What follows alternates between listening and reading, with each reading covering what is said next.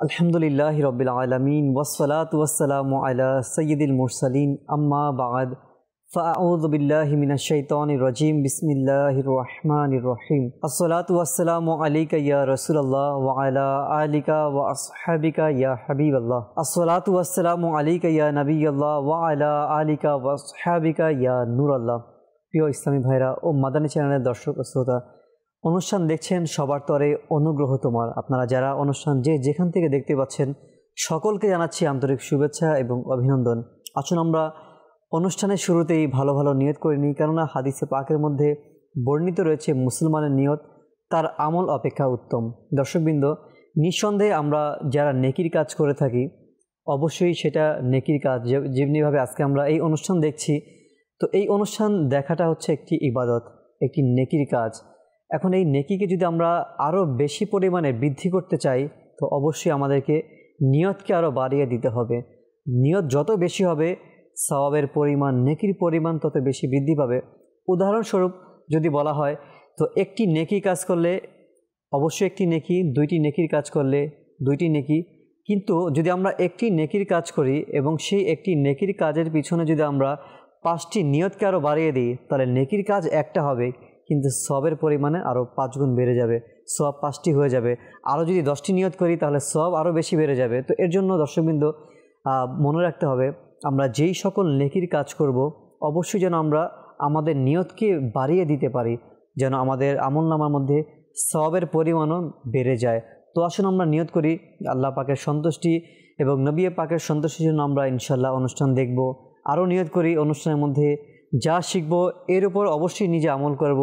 আরও নিয়ত করে নিই আমরা যে শুধু আমল করেই নয়, অপরের ইসলামী ভাইয়ের কাছে তা আমরা পৌঁছে দেওয়ার চেষ্টা করব। আমরা শুরুতেই নবী পাক সাল্লাল্লাহু তাআলা আলাইহি ওয়াসাল্লামের উপর দুরূদ শরীফ পাঠের একটি ফজিলত শ্রবণ করব ইনশাআল্লাহ। এরপর আমরা আজকের বিষয় শ্রবণ করব।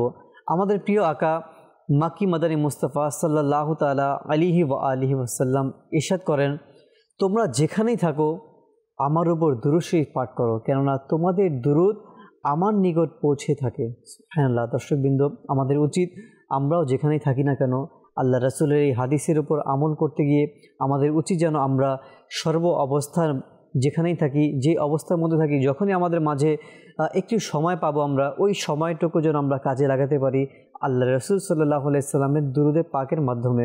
আসুন আমরা নিয়ত করি এখন থেকে প্রতিদিন কমপক্ষে 313 বার দুরূদ শরীফ পাঠ করব।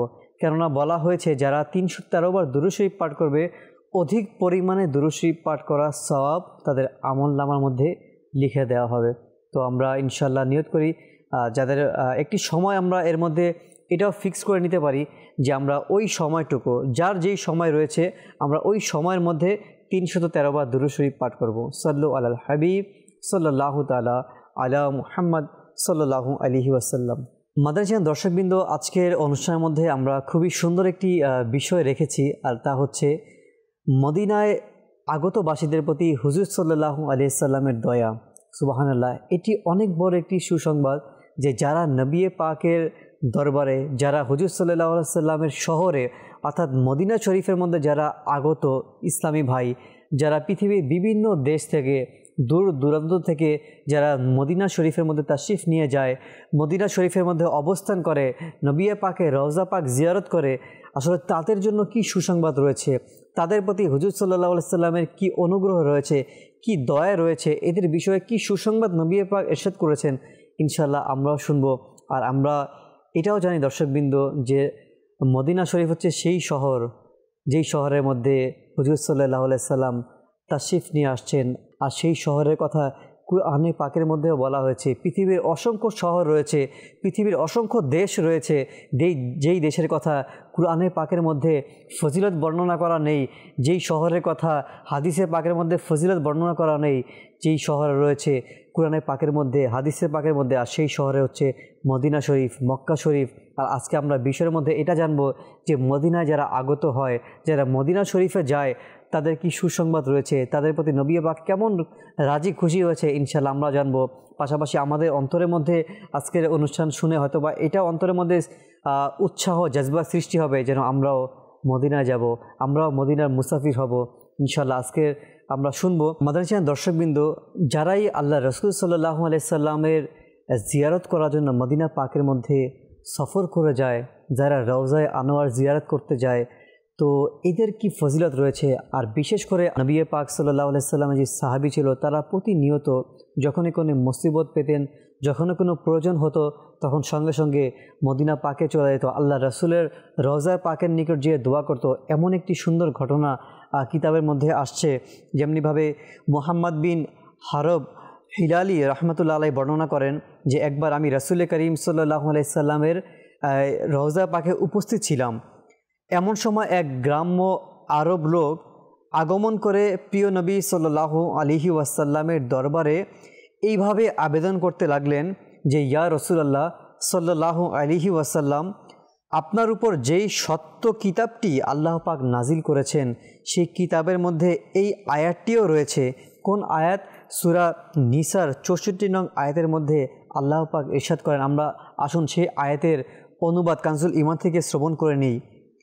এবং যদি কখনো তারা নিজেদের আত্মার প্রতি জুলুম করে, তখন হে মাহবুব, তারা আপনার দরবারে হাজির হয়, অতঃপর আল্লাহর নিকট ক্ষমা প্রার্থনা করে আর রাসূল তাদের পক্ষে সুপারিশ করেন, তবে অবশ্যই আল্লাহ পাকে অত্যন্ত তওবা কবুলকারী এবং দয়ালু পাবে।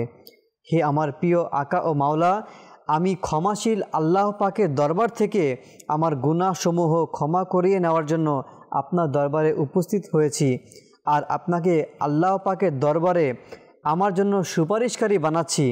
এই কথাগুলি তিনি নবী পাকের দরবারের মধ্যে উপস্থিত হয়ে আরজ করতে লাগলেন। প্রিয় ইসলামী ভাইরা ও মাদারীসান দর্শকবৃন্দ, আমরা জানতে পারলাম এই আয়াতে কারিম থেকে, যখনই কেউ নিজের আত্মার বিরুদ্ধে জুলুম করে, নিজের আত্মাকে কষ্ট দেয়, যারা গুনাহ করে থাকে, আর গুনাহ ক্ষমা করানোর জন্য, গুনাহকে মাফ করানোর জন্য একটি মাধ্যম হচ্ছে আল্লাহ রসুলের দরবারের মধ্যে, নবী পাকের রওজায়ে মুবারকের মধ্যে সে জিয়ারত করা, তার কাছে ক্ষমা চাওয়া, তার ওসিলা দিয়ে আল্লাহ পাক তাআলার কাছে ক্ষমা চাওয়া। আর যারা এমনটি করে তারা অবশ্যই ক্ষমাপ্রাপ্ত হয়ে ফিরে যায়। তো ইমরান ভাইয়ের কাছে আসবো আজকের বিষয়, যারা মদিনায় মুনাওয়ারায় সফর করে, যারা আগত হয়ে থাকে, যারা রওজা পাক জিয়ারত করতে যায়, এদের অনেক শান রয়েছে, এদের জন্য অনেক সুসংবাদ রয়েছে, এদের প্রতি অনেক দয়াও রয়েছে, আল্লাহ পাকেরও দয়া রয়েছে, নবী পাকেরও অসংখ্য দয়া রয়েছে, যেমনিভাবে আমরা এই আয়াতের মধ্যেও শ্রবণ করলাম। আর উদ্দেশ্য এটাই ইমরান ভাই আজকের অনুষ্ঠানের বিষয়, যে যারা মদিনা পাকে আগত, যারা মদিনা পাকে যায়, যায় বলতে ব্যবসা করতে যায়, চাকরি করতে, ওই উদ্দেশ্য নয়। আমরা হয়তো বা দর্শকরাও বুঝতে পারছি উদ্দেশ্য কেন, নবী পাকের রওজা পাক জিয়ারত করার জন্য। আসলে মদিনাতুল মুনাওয়ারা তো হচ্ছে আশিকদের জান, সুবহানাল্লাহ, আশিকদের জানের শহর, প্রাণের শহর, যেটাই বলি না, যে দিলের যে ঠান্ডক, দিলের যে প্রশান্তি, অন্তরের যে প্রশান্তি, সেটা হচ্ছে মদিনাতুল মুনাওয়ারা। সুবহানাল্লাহ। মদিনাতুল মুনাওয়ারা তো সেই পবিত্র স্থান যেটি শুধু নিজে পবিত্র না, নবী করিম সাল্লাল্লাহু আলাইহি সাল্লাম ইরশাদ করেন যে মদিনা মুনাওয়ারা লোকদেরকে এমনভাবে পাক পবিত্র করে দেয়, যেমনভাবে চুল্লি লোহার ময়লাকে পরিষ্কার করে দেয়। সুবহানাল্লাহ। আগুন যেভাবে লোহার ময়লাকে পরিষ্কার করে দেয়, মদিনাতুল মুনাওয়ারা বান্দাকে পবিত্র করে দেয়, বান্দাকে পরিষ্কার করে দেয়। আর মদিনাতুল মুনাওয়ারায় যারা নবী করিম সাল্লাল্লাহু আলাইহি সাল্লাম এর জিয়ারতের জন্য যায়, তাদের উদ্দেশ্যে নবী করিম সাল্লাল্লাহু আলাইহি সাল্লাম বলেন, যে আমার রওজার জিয়ারত করলো তার জন্য আমার শাফাআত করা ওয়াজিব। সুবহানাল্লাহ। আচ্ছা, এটা তো হচ্ছে আখিরাতের বিষয়, যে শাফাআত তো আখিরাতে করবেন না, দুনিয়াতে কি উপকার রয়েছে। আমির আহলে সুন্নাত দামাত বারাকাতুহুল আলিয়ার কিতাবের মধ্যে তিনি বর্ণনা করেন যে আমির আহলে সুন্নাত দামাত বারাকাতুহুল আলিয়াকে একবার একজন হাজি একটা ঘটনা বললেন, কিছুটা এরকম, যে মুলতান শরীফ থেকে একবার হাজিদের একটি কাফেলা হজে গেল, মদিনাতুল মুনাওয়ারা জিয়ারত শেষে তারা আবার মুলতানে আসলো। আসার পর হাজিদের কাফেলা এখনো বিদায় নেয় নাই, মুলতানের এক জায়গায় থাকলো। তো সেই হাজিদের যে কাফেলা ছিল, সেখানে একজন দুষ্ট হাজি ছিল, ওই কাফেলার মধ্যে আরেকজন ছিল আশিকের রাসূল হাজি। আচ্ছা, সবাই তো আশিকের রাসূল, কিন্তু সবার ইশকের যে দরজা না, সেটা কিন্তু আলাদা হয়, ভালোবাসার মর্তবা আলাদা হয়। আচ্ছা, ভালোবাসার খোরাকও আলাদা হয়, ভালোবাসার চাহিদাও আলাদা হয়। তো সবাই আশিকের রাসূল ছিল, কিন্তু একজন ছিল বেশি প্রেমিক। তো ওই দুষ্ট হাজি কী করলো, সে আশিকের রাসূল হাজিকে গিয়ে বলল যে তুমিও নবী পাকের দরবারে গিয়েছো, মদিনায় গিয়েছো, আমিও গিয়েছি, তুমি কি জানো আল্লাহ রসুল সাল্লাল্লাহু আলাইহি সাল্লামের দরবার থেকে আমি সার্টিফিকেট পাইছি। কিন্তু আসলে এটা সার্টিফিকেট ছিল না, সে নিজের হাতে একটা কাগজের মধ্যে লিখে ওই আশিকের রাসূলকে দেখাচ্ছে যে এটা আমার নবী পাকের দরবার থেকে দিছে। ওই আশিকের রসুল বলতেছে তুমিও আশিকের রসুল, তুমিও নবী পাকের উম্মত, আমিও নবী পাকের উম্মত, তোমাকে যদি দিয়ে থাকে তাহলে আমাকেও দিবে, আমি এখনই যাব। আচ্ছা, পাসপোর্ট, ভিসা, টাকা পয়সা, বিমান কিছু চিন্তা করলো না, সে রাস্তায় নেমে গেছে। আচ্ছা, সে রাস্তায় যখন নেমে গিয়েছে সে নিজের মধ্যে ছিল না, ভালোবাসার প্রেমে নবী পাকের মহাব্বতে মদিনার জিয়ারতের উদ্দেশ্য তাকে এমনভাবে বিভোর করে ফেলছে যে সে দুনিয়াতেই নেই। সে যখন রাস্তায় নেমেছে না, তখন সে হঠাৎ করে দেখলো একটা বাস আসলো। এখন কন্ডাক্টর আওয়াজ দিচ্ছে 3 রুপে মদিনা, 3 রুপে মদিনা, অর্থাৎ 3 টাকায়, বাংলাদেশি প্রায় কমবেশ 1.5 টাকা বা 1 টাকা 40 পয়সা এরকম হবে, যে 3 রুপে মদিনা, 3 রুপে মদিনা, মুলতান থেকে মদিনা নিয়ে যাবে 3 রুপে। আচ্ছা, কি দিয়ে? বাস দিয়ে। এই আশিকের রসুল উঠে গেছে বাসে। কিছুক্ষণ বাসটা যাওয়ার পর কন্ডাক্টর তার থেকে 3 রুপিয়া আদায় করলো। আদায় করার পর বলতেছে কিছুক্ষণ পর, নেমে যাও নেমে যাও, মদিনা এসে গেছে। আশিকের রসুল নামলো, নেমে দেখতেছে হাকিকতে সে মদিনায়। আচ্ছা, মদিনাতুল মুনাওয়ারার কোন জায়গায়? যে নবী পাকের দরবারে, আল্লাহ রাসূল সাল্লাল্লাহু আলাইহি সাল্লামের সেই সবুজ গম্বুজ দেখা যাচ্ছে, নবী পাকের দরবার দেখা যাচ্ছে। সে আশিকের রসুলের এখন তো এই ভালোবাসা আরো বেড়ে গিয়েছে। সে নবী পাকের দরবারে গেল, রওজা শরীফে গেল, গিয়ে কাকুতি মিনতি কান্না করে অঝর নয়নে কান্না করলো, ইয়া রাসূলুল্লাহ সাল্লাল্লাহু আলাইহি সাল্লাম, সেও আপনার গোলাম, আমিও আপনার গোলাম, সে যদি মাগফিরাতের সুসংবাদ পেয়ে থাকে আমি কেন পাবো না? সে অনেক মিনতি জানালো। হঠাৎ করে নবী পাকের রওজা শরীফের উপর থেকে একটা কাগজ পড়লো, যেটার মধ্যে লেখা আছে, হে হাজি, যাও, তোমাকে মাফ করে দেওয়া হয়েছে। সুবহানাল্লাহ, সুবহানাল্লাহ। এই যখন এই কাগজটা পেল, সে তো খুশি, নবী পাকের দরবার থেকে মাগফিরাত পেয়ে গিয়েছে। ওই হাজি কি করলো, সে কাগজ নিয়ে আবার মদিনাতুল মুনাওয়ারা রাস্তায় আসলো। আসার পর দেখতেছে আবার বাস আসছে। এসে এখন কন্ডাক্টর আওয়াজ দিচ্ছে যে 3 রুপে মুলতান, 3 রুপে মুলতান, মদিনা থেকে মুলতান নিয়ে যাবে 3 রুপিয়ায়। হাজি উঠলো, 3 টাকা দিল। কন্ডাক্টর আওয়াজ দিল, নেমে যাও, মুলতান এসে গেছে। মুলতান আসার পর সেই হাজি, সেই আশিকের রসুল সেই দুষ্ট হাজির কাছে গিয়েছে যে তাকে বলেছিল, গিয়ে বলতেছে, দেখো, আমাকে নবী পাক সার্টিফিকেট দিয়েছে মাগফিরাতের সুসংবাদ। এখন ওই দুষ্ট হাজি কান্না করতেছে যে এটা তো সত্য ছিল না, এটা তো আমি নিজে লিখে দিয়েছি তোমাকে, আর আমার দুষ্টামিটা তোমার জন্য হাকিকত হয়ে গিয়েছে। এখন ওই দুষ্ট হাজি কান্না করতেছে আর নিয়ত করতেছে যে আমিও ততদিন পর্যন্ত হজ করবো, নবী পাকের দরবারে যাব, জিয়ারত করব, আল্লাহ রাসূলের দরবারে আরজি দিব, যতদিন না আমিও নবী পাকের দরবার থেকে সার্টিফিকেট না পাই, মাগফিরাতের সুসংবাদ না পাই। আর তার জীবনীতে এসেছে সেই দুষ্টামি যে করেছিল দুষ্টু হাজি, সেই হাজি ব্যক্তি মৃত্যুর আগ পর্যন্ত হজ করেছে আর নবী পাকের দরবারে হাজিরা দিয়েছে। আজকের বিষয় যে মদিনায় আগতদের প্রতি নবী পাকের কেমন দয়া, যে এই ঘটনা যে নবী পাক কেমন দয়া করেছে, নবী পাকের দরবারে যাওয়ার বদৌলতে দুনিয়াতে থাকা অবস্থায় মাগফিরাতের সুসংবাদ দিয়ে দিয়েছে। ইমামুল আরিফিন আল্লামা ইমাম আহমদ কবির রিফাই রাহমাতুল্লাহ আলাইহি, আল্লাহু আকবার, যিনি অনেক বড় আশিক রাসূল ছিলেন। আচ্ছা, যার শের পড়লে, যার কালাম, যার পংক্তি যখন আমরা পাঠ করি না, অন্তরের মধ্যে নবী পাকের ভালোবাসার সৃষ্টি হয়। সুবহানাল্লাহ। ইমাম আহমদ কবির রিফাই রাহমাতুল্লাহ আলাইহি অনেক বড় আশিক রাসূল ছিলেন। তিনি শের লিখলেন, কালামের মাধ্যমে নবী পাকের দরবারে আরজি দিতেন। একদিন তার ভাগ্য চমকে গেল, তিনি সশরীরে নবী পাকের দরবারে চলে গেলেন। রওজা শরীফের এখানে গিয়ে জিয়ারত করে বলেন, ইয়া রাসূলুল্লাহ, এতদিন তো আমি আমার রূহকে আপনার দরবারে পাঠাতাম, সে জিয়ারত করে যেত, কিন্তু এবার রূহ না, এবার আমি ইমাম আহমদ কবির রিফাই সশরীরে এসেছি। এখন আপনার রওজা শরীফ থেকে আপনার হস্ত মুবারক, হাত মুবারক বের করে দেন, আমি আহমদ কবির রিফাই সে হাতের মধ্যে চুমু দেব।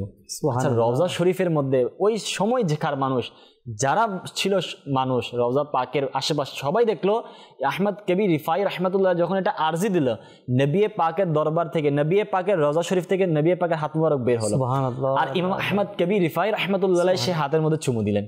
আসলে নবী পাকের দরবারে যারা গিয়েছে এদের শানই কেমন হয়েছে, নবী পাক হাত মুবারক বের করে দিয়েছেন, কাউকে মাগফিরাতের সুসংবাদ দিয়েছেন। এখানে বুঝতে হবে যে নবী পাকের দরবারে তো অনেকে যায়, কিন্তু ভালোবাসা, ইশক, মুহাব্বত, যক ও শখ যে যত বেশি নিয়ে যেতে পারে না, তার জন্য সেটা কামিয়াবি রাস্তা হয়, তার জন্য সেটা মাগফিরাতের সুসংবাদ হয়, নবী পাকের দয়া পাওয়ার মাধ্যম একটা হয়ে থাকে। সুবহানাল্লাহ, সুবহানাল্লাহ। খুবই চমৎকার বলেছেন যে নবী পাকের রওজা পাকে যারা গিয়েছে সুসংবাদপ্রাপ্ত হয়েই তারা আসছে। সুবহানাল্লাহ। দর্শকবৃন্দ, ঘটনাগুলি খুবই শিক্ষণীয় এবং ঘটনাগুলি আমাদের জন্য এত বেশি শিক্ষণীয় যে হয়তোবা আজকে অনেকেই আপনারা যারা হয়তোবা এর আগেও মদিনা পাকে জিয়ারত করেছেন, যারা প্রতি বছর হজ করার সৌভাগ্য হয়েছে, যারা হয়তোবা জীবনে অনেকবার মক্কা মদিনা জিয়ারত করার তৌফিক হয়েছে, সৌভাগ্য হয়েছে, কিন্তু এরকম আবেগ, এরকম ইশক মহব্বত নিয়ে যারা আপনারা জাননি, হয়তোবা আজকে ঘটনা থেকে যে ঘটনাটি বলল, এই ঘটনা থেকে হয়তোবা আমাদের অন্তরের মধ্যেও একটি প্রভাব পড়তে পারে। হয়তোবা আমরা যখন মদিনা পাকে যাব, হয়তোবা তখন আমাদের সেই ইশক মহব্বত আমাদের মধ্যেও চলে আসবে। তো সেই মহব্বত নিয়ে রওজা পাকে যাওয়া, সেই আদব নিয়ে রওজা পাকের মধ্যে উপস্থিত হওয়া, জবানকে হেফাজত করা, চোখকে হেফাজত করা, প্রত্যেকটি অঙ্গকে গুনাহ থেকে বাঁচানো। তো এইভাবে যখন আমরা নবী পাকের মহব্বত নিয়ে রওজা পাকে যাব, মদিনা শরীফে যাব ইনশাআল্লাহ আজ্জাওয়াল, তখন তারাই ক্ষমাপ্রাপ্ত হবে, তারাই ইনশাআল্লাহ বরকতপ্রাপ্ত হবে, তারাই মাগফিরাতের সুসংবাদ প্রাপ্ত হবে ইনশাআল্লাহ আজ্জাওয়াজাল। আমরাও নিয়ত করি ইনশাআল্লাহ আমরাও মক্কা মদিনা যাব ইনশাআল্লাহ। এটা যাওয়ার জন্য চেষ্টাও জারি রাখা। যেমনিভাবে অনেক আশিকে রাসূলের জীবনীতে ইমরান ভাই এমন আসছে, যারা শুধু টাকা পয়সা ছিল না, যাওয়ার কোনো সামর্থ্য ছিল না, তো এরাও মদিনা পাকের মধ্যে চলে গেছে। আসলে এটা হচ্ছে যে মকবুলিয়াত, নবী পাক যাকে কবুল করে নিয়েছে সুবহানাল্লাহ সে যেতে পারে। যে নবী পাকের দরবারে যাওয়ার জন্য তো বাহানা দরকার, নবী পাক ডাকবে তো এমনিতে সব তৈরি হয়ে যায়, পাসপোর্ট, ভিসা, বিমান, টাকা পয়সা কিছু প্রয়োজন নেই। কারণ নবী পাক যাকে ডেকেছে, যাকে কবুল করেছে সে যাচ্ছে। কবুলিয়াতের এটা হচ্ছে মাধ্যম। ইশক ভালোবাসা আশিকদের মধ্যে পার্থক্য থাকে। যেমন আজকের বিষয় হচ্ছে যে যারা নবী পাকের দরবারে যায় এদের শান কেমন, এদেরকে নবী পাক কেমন দয়া করে। আচ্ছা, কিছু আশিক তো এমন রয়েছে যাদেরকে নবী পাক স্বয়ং রওজা শরীফে আসতে দেন না। যেমন আল্লামা জামি রহমতুল্লাহ তাআলা ব্যাপারে এসেছে, আল্লামা জামি রহমতুল্লাহ খুবই আশিক রাসূল ছিলেন, যিনি নবী পাকের শানে পংক্তি লিখলেন, কালাম লিখলেন। কালামের অংশ কিছুটা এরকম ছিল যে ইয়া রাসূলুল্লাহ সাল্লাল্লাহু আলাইহি সাল্লাম, যখন আপনি নবী সাল্লাল্লাহু আলাইহি সাল্লাম আমি জামির নিকট তাশরিফ নিয়ে আসবেন, তখন আমি জামি আপনার নালাইনে পাক, আপনার জোতা মুবারকের নকশার মধ্যে আমার জানকে কোরবান করে দেব। তিনি শেরের মধ্যে বললেন। তারপর আবার বলেন ইয়া রাসূলুল্লাহ সাল্লাল্লাহু আলাইহি সাল্লাম, যখন কাল কিয়ামতের ময়দানে হাসরের দিন আপনি আপনার শাফাআতের দরজাকে খুলবেন, শাফাআতের রহমতকে বিছাবেন, সেই দিন আমাকে ভুলে যাইয়েন না। এরকম করে তিনি অনেক ইশক ভালোবাসা নিয়ে, যখ শখ নিয়ে অনেক পংক্তি লিখলেন, কালাম লিখলেন। লিখে তিনি এখন তার উদ্দেশ্য হচ্ছে এই কালাম নবী পাকের দরবারে গিয়ে শোনাবে রওজা শরীফে। আচ্ছা, তিনি উদ্দেশ্য করে রওনা হয়ে গেলেন। এখন নবী করিম সাল্লাল্লাহু আলাইহি সাল্লাম কি করলেন, সেই জামানার যিনি গভর্নর ছিলেন, মদিনাতুল মুনাওয়ারার গভর্নর, তার স্বপ্নের মধ্যে তাশরিফ আনলেন। এনে বলতেছে জামি আসতেছে, তাকে মদিনা শরীফে আমার রওজা শরীফে আসতে দিবে না। এখন গভর্নর চিন্তা করলো, যাকে নবী পাক মদিনাতে আসতে বারণ করতেছে হয়তো সে কোনো অপরাধী, এজন্য আল্লাহ রাসূল নিষেধ করতেছে। ওই গভর্নর গিয়ে মাওলানা জামি রহমতুল্লাহ তাআলাকে গেলেন, গ্রেফতার করে জেলখানার মধ্যে দিয়ে দিলেন। নবী করিম সাল্লাল্লাহু আলাইহি সাল্লাম এখন আবার ওই গভর্নরের স্বপ্নে এসে বলতেছে জামি কোনো অপরাধী না যে তুমি তাকে জেলখানায় বন্দী করেছো, বরং জামি হচ্ছে সেই দরজার আশিক, সেই মর্তবার আশিক যে কালাম লিখেছে, পংক্তি লিখেছে, শের লিখেছে। যদি সেগুলো, সেই পংক্তি আর কালাম যদি আমার রওজা শরীফে এসে শোনায়, তাহলে আমি রসুলকে রওজা থেকে বের হয়ে জামিকে জিয়ারত দিতে হবে, জামির সাথে মোলাকাত করতে হবে, এজন্য আমি আসতে দেইনি। তো আশিকদের মধ্যে পার্থক্য থাকে, কেউ গিয়েও নিয়ামত পেয়ে যায়, কেউ যাওয়ার পরও পায় না, কেউ না যেও পেয়ে থাকে, আবার কাউকে আসতে দেওয়া হয় না। নবী পাক অনেককে তো ডেকে নবী পাকের মহব্বত, দিদার, এই ভালোবাসা দান করে, অনেককে আবার না ডেকে অনেক সময় দান করে দেয়। সুবহানাল্লাহ। কিন্তু উদ্দেশ্য কি, তাদের অন্তরে মদিনাতুল মুনাওয়ারা সেই মহব্বত, সেই ভালোবাসা, সেই তারা, অর্থাৎ সেই প্রচেষ্টা থাকতে হবে, দোয়াও করা উচিত। টাকা পয়সা, অর্থ, মাল ও দৌলত এগুলো কিছু প্রয়োজন নেই, এগুলো হয়ে যায়, এগুলো হয়ে যায়। বললো না যে সব কিছু হয়ে যাবে, মূল হচ্ছে যে নবী পাক যদি কবুল করে। এখন আজকে আমাদের সমাজে পাওয়া যায় অনেক আশিক রাসূল পাওয়া যায়, আমার অনেক সময় আমাদেরকেও বলে হুজুর দোয়া করেন যেন টাকা পয়সার ব্যবস্থা হয়ে যায়, যেন আমরা মদিনা যেতে পারি। একটা কথা মনে রাখতে হবে, মাদানীচের দর্শক শ্রোতা সবাইকে মনে রাখতে হবে যে টাকা পয়সা, ধন ও দৌলত কিছু প্রয়োজন নেই, শুধুমাত্র নবী পাকের দরবার থেকে ডাক আসবে আর আমরা এমনিতে চলে যাবো ইনশাআল্লাহ। অবশ্যই এটার জন্য চেষ্টা করতে হবে ইমরান ভাই, যদিও একটা মাধ্যম রয়েছে, একটি সিস্টেম রয়েছে, তো অবশ্যই এগুলিও আমাদের চেষ্টা করতে হবে। মদিনা পাক, নবী পাকের রওজা মুবারক, নবীজির যেই দরবার রয়েছে, আসলে এই দরবার থেকে দর্শকবৃন্দ আজ পর্যন্ত কেউ খালি হাতে ফিরে আসে না। আজকে অনেক মানুষ নিয়ামত থেকে বঞ্চিত হয়ে যাচ্ছে। এর একটি কারণ হচ্ছে তাদের ইখলাস, তাদের তাকওয়া, তাদের নিয়ত। কোন নিয়তে মদিনা পাকে যাচ্ছি আমি, এটা আগে চেক করতে হবে। আমি কেন যাচ্ছি, কার দরবারে যাচ্ছি, কোন উদ্দেশ্যে যাচ্ছি। যদি আমি ইনশাআল্লাহ আমার অন্তরটাকে সাফ করে যেতে পারি ইনশাআল্লাহ আজ্জা ওয়াজাল, তাহলে আমরা সেই নিয়ামত পাবো। মদিনা পাকের, নবী পাকের দরবারের মধ্যে এমন একটি ঘটনাও আসছে, যারা আমরা হয়তো এর আগেও দেখছি জীবনের মধ্যে, যে যারা অসহায় ছিল এরাও নবী পাকের দরবারে যে এসে তারা উপকার লাভ করেছে। ইমাম সৈয়দনা আবুল আব্বাস আহমদ বিন নফিস তুনেসি রহমতুল্লাহ আলাই, তিনি বলেন যে একবার মদিনা শরীফে একদা আমি প্রচণ্ড ক্ষুধা অবস্থায় ছিলাম। হুজুরে আনোয়ার সাল্লাল্লাহু আলাইহি সাল্লামের দরবারের মধ্যে আরজ করলাম, জি ইয়া রাসূলুল্লাহ সাল্লাল্লাহু আলাইহি ওয়াসাল্লাম, আমি অনেক ক্ষুধার্ত, এমন সময় আমার তন্দ্রাভাব এসে গেল এবং কেউ তখন তাকে এসে ওই ঘুম থেকে জাগ্রত করে বলল যে আপনি আমার সঙ্গে আসুন, আমার ঘরে তাশরিফ নিয়ে আসুন। তখন তিনি তার ঘরে গেলেন। যাওয়ার পর ওই ব্যক্তিকে খেজুর, ঘি এবং গমের রুটি দিয়ে বলল যে পেট ভরে খান, কেননা আমার শ্রদ্ধেয় নানা জান সাল্লাল্লাহু আলাইহি ওয়াসাল্লাম স্বয়ং আপনার মেহমানদারি করার জন্য আমাকে আদেশ দিয়েছেন। তো আপনি ভবিষ্যতেও কখনো যখনই ক্ষুধার্ত অবস্থায় থাকবেন আপনি আমার কাছে চলে আসবেন। তো আসলে কি নবী পাকের দরবারে এসে কেউ যদি বলে যে ইয়া রাসূলুল্লাহ আমি ক্ষুধার্ত, তখন তার ক্ষুধা দূর হয়ে যেত। অনেকে যদি বলতো ইয়া রাসূলুল্লাহ আমি অভাবের মধ্যে আছি, তার অভাব দূর হয়ে যেত। কেউ যদি বলতো ইয়া রাসূলুল্লাহ সাল্লাল্লাহু আলাইহি ওয়াসাল্লাম আমি ঋণগ্রস্তের মধ্যে আছি, তার ঋণ পরিশোধ হয়ে যেত। নবী পাকের দরবারে যখন আরজি দিয়ে দিয়েছে আর নবী পাক যদি কবুল করে নেয়, তার সেই চাহিদা, সে যা চেয়েছে তার চেয়ে বেশি পেয়ে যাবে। একটা শের রয়েছে না, मांगने वाला कभी महरूम करम नहीं जाता, पूछने वाला कभी मायूस नहीं होता। नबी पाकेर दरबार तो সেই দরবার, আশিক যখন, গোলাম যখন আল্লাহ রাসূলের দরবারে চায় তখন নবী করিম সাল্লাল্লাহু আলাইহি সাল্লাম এমনই দেন যেটা কোনো শেষ হয় না। অর্থাৎ সে মেহরুমে কারামই জানা, অর্থাৎ সেটা থেকে কখনো মেহরুম হয় না, আলাদা হয় না। যখন কিছু জিজ্ঞাসা করে নবী পাক এমন উত্তর দিতেন, এমন দিয়েছেন, তার বাস অন্তর দিল সব ঠান্ডা হয়ে গিয়েছে। আর আজকের বিষয় হচ্ছে কি, মদিনা যারা আগতদের প্রতি নবী পাকের দয়া। আচ্ছা, যারা মদিনাতে মৃত্যুবরণ করবে, আজকে আমাদেরও সবার তামান্না, সবার দিলের এটা আরজি, অনেকে আমরা দোয়াও করি মদিনাতে। আল্লাহ রাসূল সাল্লাল্লাহু আলাইহি সাল্লাম ইরশাদ করেন, যার সামর্থ্য রয়েছে সে যেন আমার মদিনাতে এসে মৃত্যুবরণ করে, কেননা যে মদিনায় মৃত্যুবরণ করবে তার জন্য আমি সুপারিশ করব। সুবহানাল্লাহ। হায় হায়, আসলে নবী পাকের মদিনায় যাওয়াও ভাগ্যের ব্যাপার, মদিনায় থাকাও ভাগ্যের ব্যাপার, মদিনাতে ঘোরাঘুরি করা, নবী পাকের মহব্বতে হাঁটা সেটাও ভাগ্যের ব্যাপার, আর মদিনাতে মৃত্যুবরণ করা সেটাও ভাগ্যের ব্যাপার।